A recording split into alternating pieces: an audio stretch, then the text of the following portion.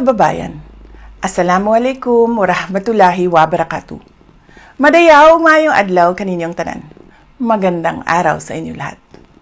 Kamakailan lamang ang mga sakuna ng pagguho ng lupa sa Cebu at iba't ibang aksidente sa dagat ay nagpapaalala sa atin kung gaano kahalaga ang pagbibigay prioridad sa kaligtasan sa lahat ng aspeto ng ating buhay.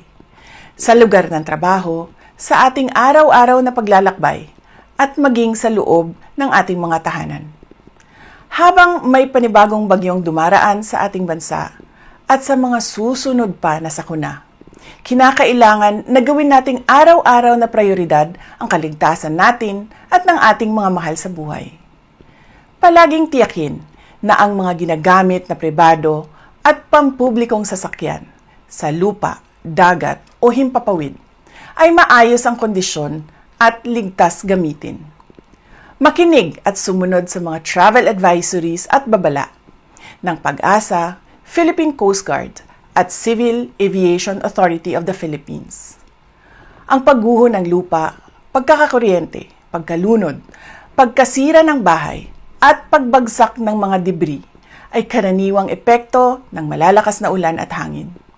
Tandaan na kahit lumabas na ng bansa ang bagyo, ang patuloy na pag-ulan ay maaari pa ring magdulot ng mga pagguho ng lupa ilang araw matapos ang bagyo.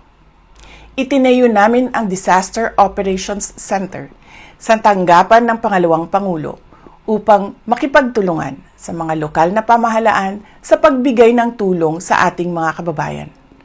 Ang DOC ay laging handa na magbigay ng suporta sa unang pagtugon ng mga lungsod at munisipalidad. Ang pagiging handa at maingat ay susi sa kaligtasan ng bawat isa. Kailangan natin mag-ingat, magtulungan at manalangin para maiwasan ang trahedya. Syukran.